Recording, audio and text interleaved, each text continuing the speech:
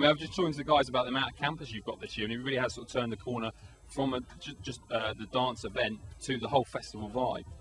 Yeah, it's funny because I mean we had a couple of issues yesterday just because of the sheer volume of people and the intensity, I think, of the atmosphere last night, and I think there's still that sort of transitional between the big rave cream party and now this new camping element. And I think obviously if you've been around the site today, there seems to be a lot more of a calmer atmosphere, and last night was the big party and people are obviously still having a good time today, but definitely dropped down. So yeah, it's amazing though, I think, that we've flipped the festival into a camping show within 2 years. I mean, you're right, there's over 20,000 campers here today, which is amazing. That's up on last year by about 6,000, 4,000 to 5,000.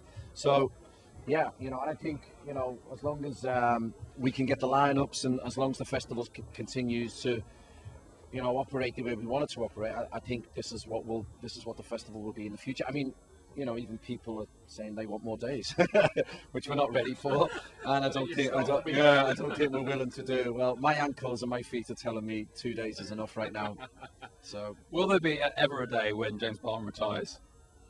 I don't know. We'll see. You know, I think you know, I was chatting to a friend of mine today, and he said I haven't seen this sort of energy from you in about 3 or 4 years, and he's right. I'm right back in the middle of it, and although yesterday was difficult and hard, I was on that gate for 4 to 5 hours, hands on, getting my boots and my feet, my hands dirty, working, you know. I mean, I love hanging out here, but actually I love the cut and thrust as well. So I think whatever happens, I'll keep my hand in for a few more years, I think. So I thought so. Just before you go, Calm actually launched in Nation 10 years ago in March. Yeah. So we'll be celebrating our birthday next year. Okay. What is it you like about Calm? Why do you work with us?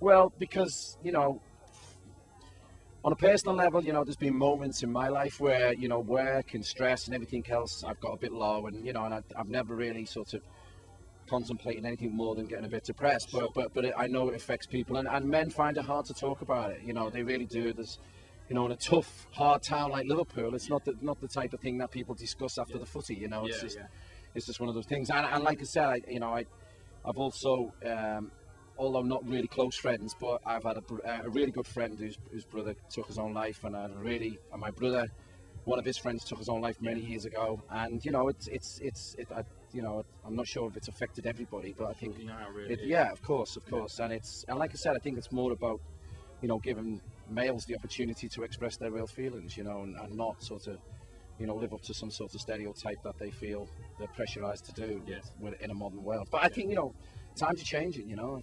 Times are changing. I think maybe the advent of acid house has changed everyone's attitude to sort of to things like that. So definitely, yeah. We spoke to David Gretton yesterday, and he was talking about just spreading love and enjoying music, and I think, you know, that's something that Greenfields does. He wasn't saying that to me when his show nearly got cancelled last night. He was like, "Everyone hates me." So no, you know, I mean, David's just the happiest man on the planet right now, isn't he? I think after his performance last night, he was ecstatic. I mean, you know, I know he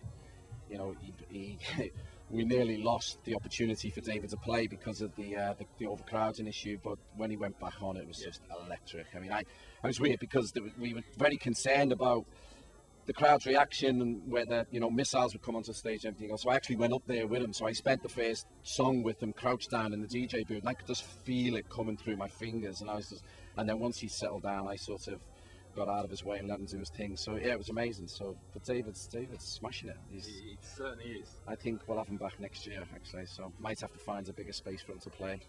Is there a track you could choose for us that represents, I don't know, the feeling of a successful festival? Is there a music, something you put on in the Jeep on the way home to get you? It's the lullaby song. It's like go to sleep. It's like, you know, it's you know, yeah. I don't know. I think we're still yet to see the big record of the summer and the big record of Creamfields, and I think that's Dizzy Rascal with Bonkers. I think he's going to pull everyone out the tent, even in the bad weather, and hopefully, you know, we're going to get the benefit of seeing what he's been doing all summer. He's had an amazing summer, so, and we've been really lucky having Calvin, big album, Dizzy, a big album, Dead Mouse tonight, you know, big, you know, hottest thing out there. and obviously David last night.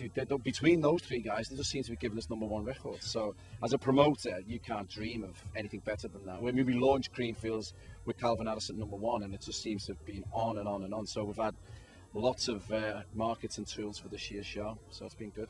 Right, it's been a knockout. Thank you very much, James. Cheers. Appreciate that. Thank you. Being silent ain't being strong.